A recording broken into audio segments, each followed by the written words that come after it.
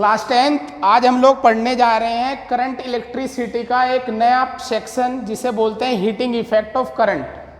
Heating effect of current मैं इसको अलग से चैप्टर मान के पढ़ाता हूँ और इस चैप्टर को मैं चैप्टर 2 भी लिख दिया है मैंने। जैसे कि नाम से क्लियर है कि हीटिंग इफेक्ट ऑफ करंट, इसका क्या मीनिंग है? Heating effect of electric current मतलब कुछ ऐसा है, कोई इफेक्ट है, कोई प्रभाव है कि इसके होने से ये होगा। मीनिंग आपने अपनी नॉर्मल लाइफ में देखा होगा कि जब किसी कंडक्टर से, किसी वायर से करंट जाता है तो वह वायर गर्म हो जाता है। बल्ब में जब करंट आता है तो बल्ब लाइट देता है और साथ में क्या हो जाता है? गर्म हो जाता है, उससे हमें हीट भी मिलती है। जो प्रेस होती है आयरन, जब उससे करंट आता है तो वो भी गर्म हो जाती है, जिसको हम कपड़ों पे यूज करते हैं बाद में प्रेस करने के लिए।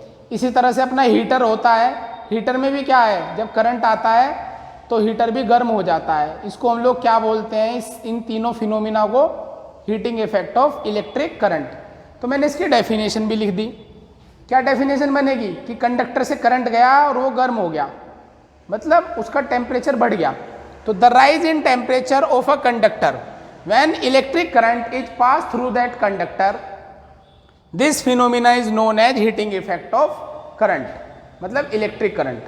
समझ में आई ना बात आपको? ये तो हीटिंग इफेक्ट ऑफ करंट है। ये ऐसा हुआ क्यों? सवाल ये आता है कि ऐसा हुआ क्यों कि करंट के आने से टेम्परेचर क्यों बढ़ गया। तो देखिए इसमें थोड़ा सा बताता हूं।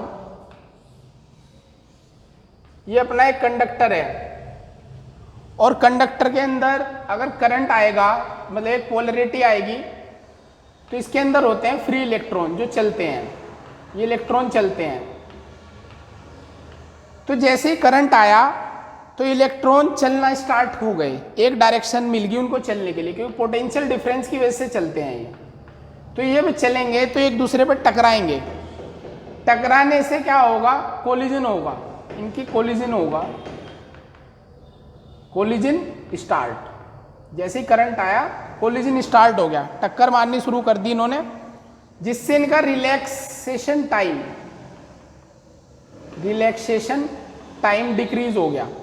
रिलैक्सेशन टाइम होता है मतलब टक्कर के बीच का टाइम, तो रिलैक्सेशन टाइम क्या हो गया? डिक्रीज हो गया, जिससे इनका रेजिस्टेंस बढ़ गया।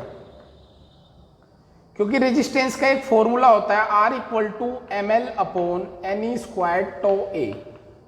ये हायर क्लासेज में पढ़ा जाता है 12th में, बट आप समझ लें कि अगर टेम्परेचर बढ़ेगा कंडक्टर का तो उसका रिलैक्सेशन टाइम घटेगा, जिससे उसका रेजिस्टेंस बढ़ जाएगा।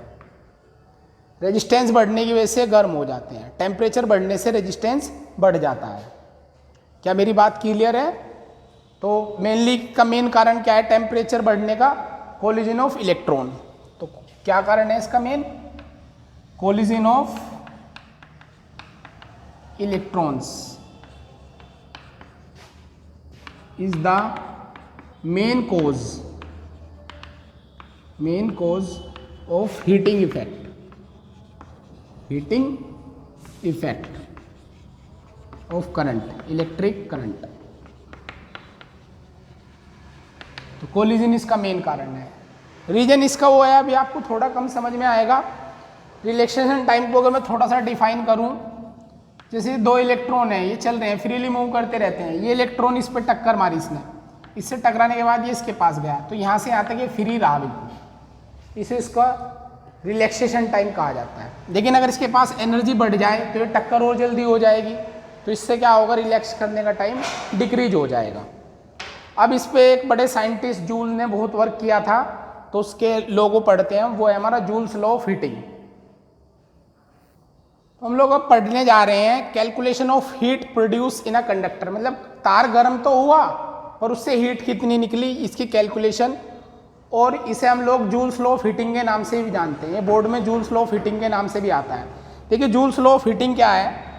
मान लीजिए अपना ये कंडक्टर है और तार है, कंडक्टर का मतलब तार से ही होता है, तो तार का अपना एक रेजिस्टेंस होगा, यहाँ से वहाँ करंट जा रहा है, आई करंट इससे फ्लो हो रहा है, आई, ये रेजिस्टेंस R है, तो ये करंट को जाने से मना करेगा, तो उससे होगा क्या? जब ये करंट को जाने से मना करेगा तो उससे गर्म हो जाएगा, जिससे हीट निकलेगी, तो ये क्या प्रोड्यूस करेगा? हीट। पूरे वायर में है, जिसे मैं पहले भी बताता हूँ, हम इसको बस एक सिंबल से रिप्रेजेंट कर देते हैं। ये जाता क्यों है उधर से उधर? अगर यहाँ का पोटेंशियल V1 हो और यहाँ का V2 हो, if V1 greater than V2 तो पोटेंशियल का डिफरेंस होगा, तभी करंट बड़े से छोटे पोटेंशियल की तरफ फ्लो करता है।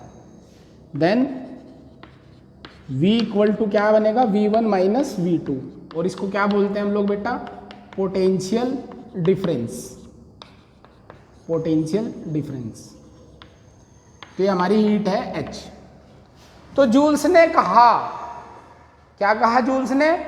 जूल्स ने कहा कि जो हीट प्रोड्यूस हो रही कंडक्टर के अंदर, heat produce by conductor, produce by conductor,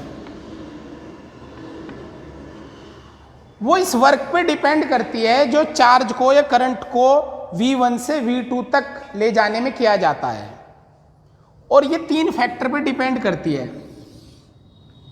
number 1, H is directly proportional to potential difference. H is directly proportional to potential difference. V कौन है अपना? पोटेंशियल डिफरेंस, यानी V1 माइनस V2। ये difference पे डिपेंड करती है। अगर ये डिफरेंस 0 हो जाए तो हीट जाएगी नहीं, और जितना ज़्यादा ये डिफरेंस होगा उतनी ज़्यादा ही हमारी हीट जाएगी। ये मेरा पहला रिलेशन है। दूसरी बात क्या बोली जूल ने? कि जो हीट प्रोड्यूस हुई कंडक्टर से वो डायरेक्टली प्रोपोर्शनल होगी करंट के, मतलब जितना ज़्यादा करंट होगा उतनी ज़्यादा हीट प्रोड्यूस होगी।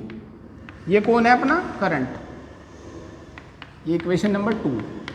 और तीसरी बात जूल ने बोली कि heat produce by conductor is directly proportional to time, यानी जितने ज़्यादा टाइम तक करंट चलेगा उतनी ज़्यादा हीट प्रोड्यूस होगी। तीनों नेचुरल सी बात है। पहले में बताया पोटेंशियल डिफरेंस होने की वजह से हीट प्रोड्यूस होती है, बिल्कुल सही बात है। अगर डिफरेंस नहीं होगा तो चार्ज नहीं चलेगा। दूसरी बात, करंट के डायरेक्टली प्रोपोर्शनल है, यानी जितना ज़्यादा करंट होगा उतनी ज़्यादा क्या होगी? हीट प्रोड्यूस होगी। और तीसरी बात, टाइम के डायरेक्टली प्रोपोर्शनल, जितनी देर तक करंट इसके अंदर फ्लो करेगा उतनी ज़्यादा हीट प्रोड्यूस करेगा ये। अगर मैं इन तीनों रिलेशन को एक साथ लिखूं, from above 3 relation, from above 3 relation, इन तीनों रिलेशन को अगर एक साथ लिखा जाए तो क्या H प्रोपोर्शनल टू VIT आएगा बेटा? और जब इसे हटाओगे तो एक कांस्टेंट K आएगा, KVIT। SI सिस्टम में हम लोग SI सिस्टम पढ़ते हैं, K की वैल्यू 1 होती है। In SI system, SI unit बोल दो या SI system, K equal to 1, तो हीट का फॉर्मूला क्या आ गया? VIT। और यूनिट क्या बनी बेटा इसकी? जूल। ये जूल फ्लो ऑफ हीटिंग है। क्या मेरी बात आपको समझ में आई? क्या आपको जूल फ्लो ऑफ हीटिंग अच्छे से समझ आ गया? बताइए, इसमें कुछ भी आपको छूटना नहीं चाहिए। क्या है जूल फ्लो ऑफ हीटिंग? एक तरह से हीट कैलकुलेशन बताता है कि कितनी हीट कंडक्टर से निकलेगी। तो हीट प्रोड्यूस बाय कंडक्टर, ये 3 बात, proportional to potential difference, current और प्रोपोर्शनल टू टाइम, तीनों को एक साथ लिया। K आप कांस्टेंट लिखते हैं और K की वैल्यू 1 आ जाती है। V क्या है? Potential difference. मेनली वैसे होती क्या है? Heat produce by conductor. अगर आपको अपनी नॉलेज के लिए याद रखनी तो आपकी नॉलेज के लिए बता दूं, work done in moving a charge, work done in moving a charge through a conductor, through a conductor. किसी कंडक्टर से किसी चार्ज को मूव कराने में जो वर्क होगा वो इस हीट के इक्वल ही होगा। समझ में आई बात? तो आप इसको नोट करेंगे अच्छे से। हीट का क्या फॉर्मूला आया हमारा? हीट का फॉर्मूला है H equal to VIT Joule. कोई दिक्कत नहीं किसी को, बिल्कुल। तो पुट, अगर इसमें आप V को IR पुट कर दें तो हीट का फॉर्मूला क्या आएगा बताओ बेटा? क्या ये I² RT हो जाएगा? और अगर इसी में आप पुट कर दें I को V/R ओम्स लॉ से, तो हीट का फॉर्मूला क्या आएगा? क्या है? V² T/R हो जाएगा। तो ये आपके हीट के इतने फॉर्मूले हो गए, ये जूल, एक ये और एक ये, तीन फॉर्मूले हो गए, एक वी आई टी, एक आई स्क्वायर आर टी और एक V square upon R into T. कौन कौन से? H equal to V I T, V square T upon R और last I square R T. ये हमारी हीट के फॉर्मूले बने, इनको वर्क भी बोल सकते हैं हम। तो अब कौन सा फॉर्मूला कब लगाना है, इसके लिए एक बात आपको याद रखनी होगी। क्या आपको ये पता है कि पैरेलल में पोटेंशियल सेम होता है? अगर मेरे पास दो रेजिस्टेंस हैं, कितने रेजिस्टेंस हैं? दो रेजिस्टेंस हैं और दोनों पैरेलल में कनेक्ट हैं, तो कौन सा फॉर्मूला लगाऊंगा कि मैं हीट कैलकुलेट कर सकूं? तो पैरेलल में दोनों का V सेम होगा, टाइम दोनों के लिए सेम होगा, तो हीट किस पे प्रोपोर्शनल आ जाएगी? रेजिस्टेंस पे। तो ये फॉर्मूला सबसे ज़्यादा काम का होगा। तो ये फॉर्मूला कब लगाना? जब रेजिस्टेंस जो होंगे आर इन पैरेलल। जब रेजिस्टेंस पैरेलल में हो तब आप हीट का इस फॉर्मूला यूज कर सकते हैं। इसी तरह सीरीज में हो तो आई सेम टी सेम, तो रेजिस्टेंस इससे पता लग जाएगा। तो जब R resistance are in series, तब आप हीट का ये फॉर्मूला लगाइए, आपको बहुत ज़्यादा बेनिफिट मिलेगा। और ये क्या है? हमारा जनरल फॉर्मूला। ये जनरल फॉर्मूला, ये कब लगाना? सीरीज में। ये कब लगाना? पैरेलल में। जब रेजिस्टेंस सीरीज में ये, जब पैरेलल में तब ये वाला। क्या मेरी बात आपको समझ में आ गई? अगर आ गई तो इसको लिखिए। नेक्स्ट टर्म है हमारी, अगर यही जूल की जगह कैलोरी में दिया जाए तब ये रिलेशन क्या बन जाएगा?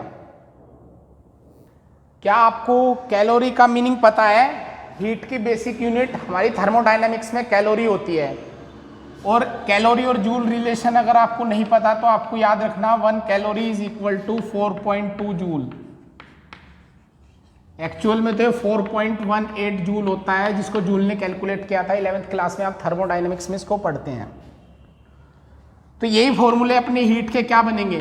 पहला वी आई टी है, दूसरा I square R T series के लिए, तीसरा V square upon R into T. ये तीन फॉर्मूले जूल में हैं। तो कैलोरी में किससे डिवाइड हो जाएंगे सारे? 4.2 से। तो 4.2 आ जाएगा बस साथ में, और रिजल्ट किस में मिलेगा? कैलोरी में। तो इस तरह से आप जूल और कैलोरी रिलेशन को सोल्व कर लेते हैं। यहाँ पर heat produce bye a conductor in terms of calorie. क्या मेरी बात समझ में आई आपको? इसको नोट कर लीजिए। अब हम इस पे एक न्यूमेरिकल करते हैं। क्वेश्चन मैं आपके सामने ही ले रहा हूं। क्या क्वेश्चन है? मान लीजिए एक रेजिस्टेंस है, इसका एक तरफ का पोटेंशियल 50 वोल्ट, दूसरे तरफ का 10 वोल्ट। रेजिस्टेंस है 20 ओम। कितने ओम? 20 ओम। आपसे पूछा गया कि t इक्वल टू 20 सेकेंड में कितनी हीट ये प्रोड्यूस करेगा। t इक्वल टू 20 सेकेंड में कितनी हीट ये प्रोड्यूस करेगा। आपको करंट नहीं दे रखा मान लीजिए, तो क्या फॉर्मूला लगाओगे हीट का? h इक्वल टू, बोलिए, h इक्वल टू क्या? V square T upon R आपको लगाना चाहिए। तो बिल्कुल, v क्या? पोटेंशियल डिफरेंस होता है। तो 40 का स्क्वायर, टी की जगह 20 और रेजिस्टेंस की जगह भी 20। क्या आप ये वैल्यू रख सकते हैं? तो कितना आ गया? 1600 जूल। इतना ये करंट प्रोड्यूस करेगा। अगर इसी क्वेश्चन में आपसे करंट पूछ ले, करंट कितना फ्लो हो रहा होगा? आई पूछ लिया आपसे, आई कितना होगा? तो आप ओम्स लॉ लगाइए। आई इक्वल टू क्या होता है? We by are. वी क्या है बच्चों? पोटेंशियल है, पोटेंशियल डिफरेंस। तो डिफरेंस है, तो ये डिफरेंस कितना होगा? वी मतलब 50 माइनस 40, सॉरी 10, तो ये कितना होगा? 40 वोल्ट। तो वी की जगह रखा 40, आर की जगह 20, तो करंट कितना आ गया? 2 एम्पियर। अगर इससे आप इस हीट को कैलकुलेट करें H equal to I square R T से, तो क्या आएगा? 2 का स्क्वायर, आर की जगह 20 इंटू 20, तो 4 इंटू 20 इंटू 20 कितने होते हैं? 400। तो कितना आ गया ये फिर से? 1600 जूल। इसका मतलब जो आपने किया बिल्कुल सही किया, कुछ गलती इस क्वेश्चन के अंदर नहीं थी। क्या एक क्वेश्चन और करें? चलिए एक इलस्ट्रेशन और ले लेते हैं। इस इलस्ट्रेशन में भी मैंने ऐसे ले लिया। बताइए पोटेंशियल डिफरेंस कितना आया V, तो 20 माइनस 10 क्या है 10 वोल्ट आ गया, जो आपको जरूरी था। जो गिवन है वो सबसे पहले लिखिए, ये सब आपको गिवन है। मान लीजिए फर्स्ट पार्ट में आपको टाइम दे दिया 10 सेकंड और आपसे हीट पूछ ली कितनी फ्लो हुई, तो H इक्वल टू क्या लगाओगे, V square T upon R आपका फॉर्मूला हो जाएगा। V स्क्वायर की जगह 10 का स्क्वायर, T की जगह 10, R की जगह 2, तो क्या है 500 जूल आ जाएगा। भाई 10 का स्क्वायर कितना होता है 100 into 10 1000 divide by 2 equal to 500। इसी में आपसे करंट पूछ लिया तो I equal to V by R लगा दोगे आप। अगर इस पार्ट में आपसे पूछ लिया जाए कि करंट कितना होगा सेकंड पार्ट में, तो V की जगह कितना लोगे आप 10, R की जगह 2, तो कितना आएगा फिर से आंसर 5 एम्पियर। तो इस तरह से आपको ये पैरामीटर दे करके कुछ भी वो पूछ सकते हैं। तो इसमें हम इतना ही रहने देते हैं। नेक्स्ट टर्म में हम लोग पढ़ने वाले हैं इलेक्ट्रिक पावर। अगली वीडियो हमारी इलेक्ट्रिक पावर पे होगी।